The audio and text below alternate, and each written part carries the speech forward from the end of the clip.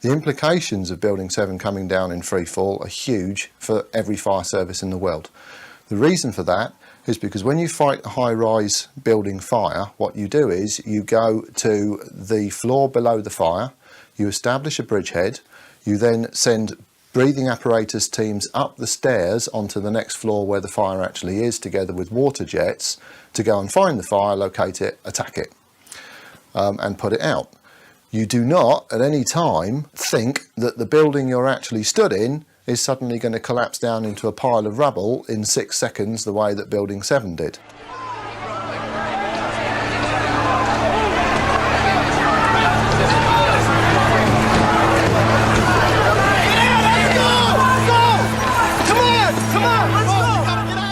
So it changes completely how you're going to fight high-rise fires. Every procedure for fighting high-rise buildings is going to have to change. So for firefighters, everything's going to change. For building engineers and architects, it's also going to have to change, because the unspoken acceptance before that the building frame would always stay up because the fire can't get hot enough to take out a steel frame, well, clearly, according to NIST now, this can happen. Our study has identified thermal expansion as a new phenomenon that can cause the collapse of a structure. For the first time, we have shown that fire can induce a progressive collapse.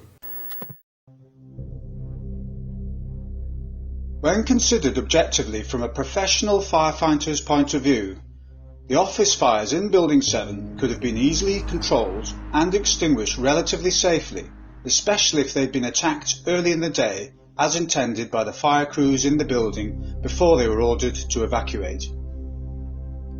The main fires in 7 had developed only on a handful of lower floors, the most visible being on floors 7 and 8 plus floors 12 and 13. There were other small fires on higher floors, but they'd burned themselves out. The fire on the 12th floor, in the northeast corner, is said to have caused a girder in the 13th flooring assembly to move off its seat, resulting in the building's complete failure and collapse. However, there are many problems with this theory. Debris from the collapse of the North Tower at 10:28 a.m. is officially suggested as the most likely source of ignition, but there are conflicting witness reports from inside the building before this time of smoke, heat and explosions. After I called several individuals, one individual told me that to leave and leave right away. Mr. Hess came running back in and said, we're the only ones up here, we got to get out of here. He found the stairwell. So we subsequently went to the stairwell and we're going down the stairs.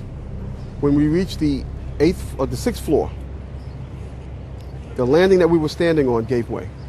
There was an explosion and the landing gave way. And I was left there hanging. I had to climb back up, and now I had to walk back up to the 8th floor. After getting to the 8th floor, everything was dark. It was dark and it was very, very hot. Very hot.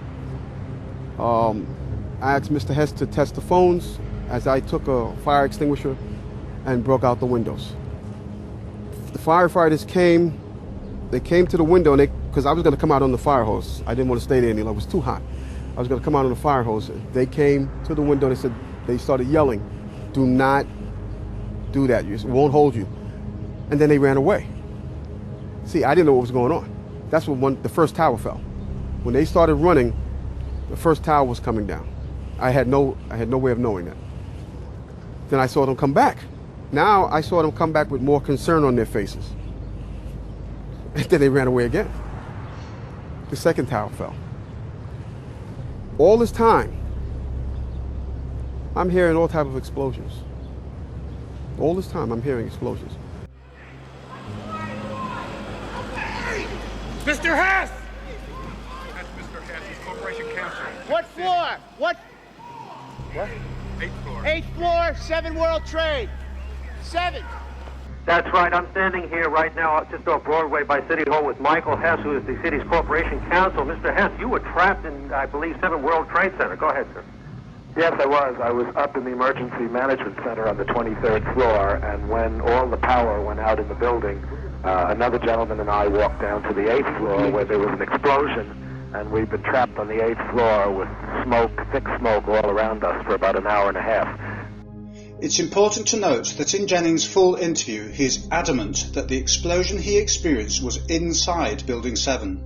He saw both towers still standing after returning up to the 8th floor. The explosion which trapped him and Hess was not caused by the collapse of the towers.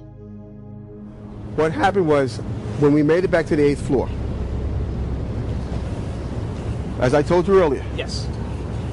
both buildings were still standing because I looked one way, looked the other way, now there's nothing there. When I got to the 6th floor, before all this happened, when I got to the 6th floor, there was an explosion. That's what forced us back to the 8th floor. Okay. Both buildings were still standing.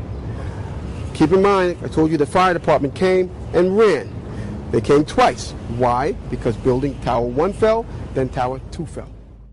For some unknown reason, on the morning of 9/11, Building 7's Firecom automatic main scheme alarm system had been deactivated for 8 hours at 6:47 a.m.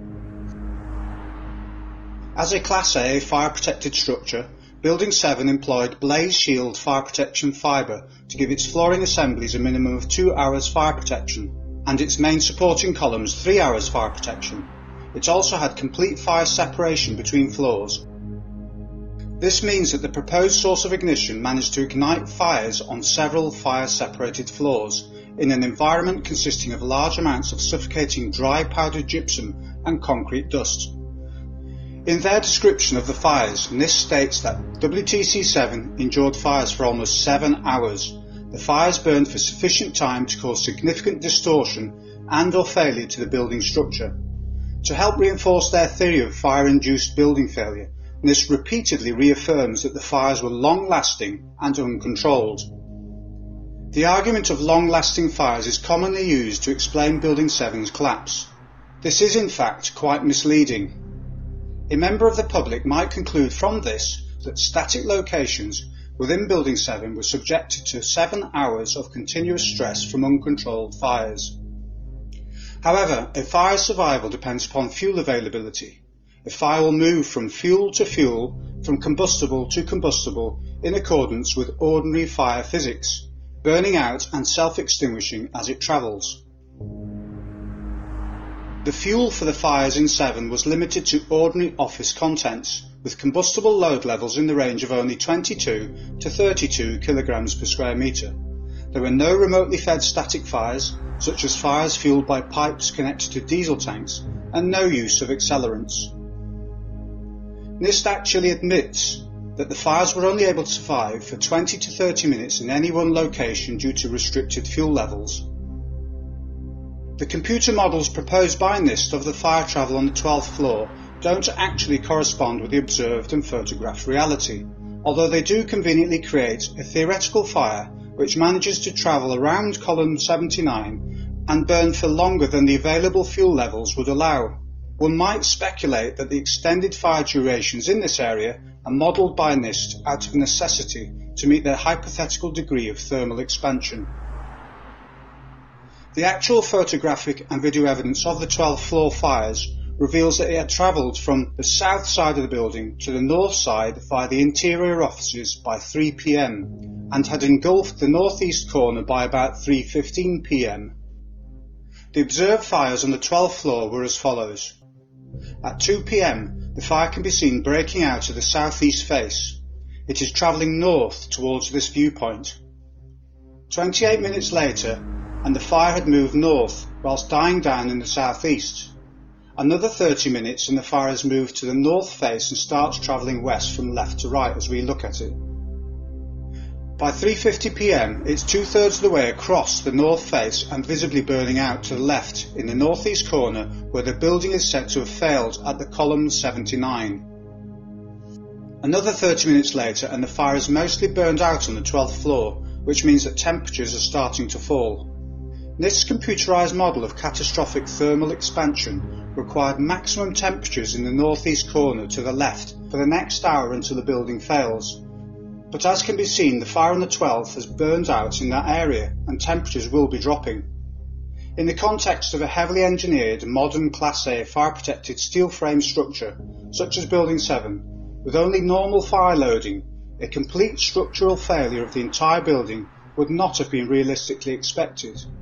However, even though historically no modern steel-framed high-rise had ever failed in this way prior to this date, this building was evacuated and cordoned off for several hours in advance, with an almost certain anticipation of its complete and catastrophic structural failure. Keep your eye on that building, it'll be coming down. The building is about to blow up. Moving back. One of the reasons given for the decision not to attack the fires in Building 7 was a lack of water supplies. However, this claim does not stand up to proper scrutiny.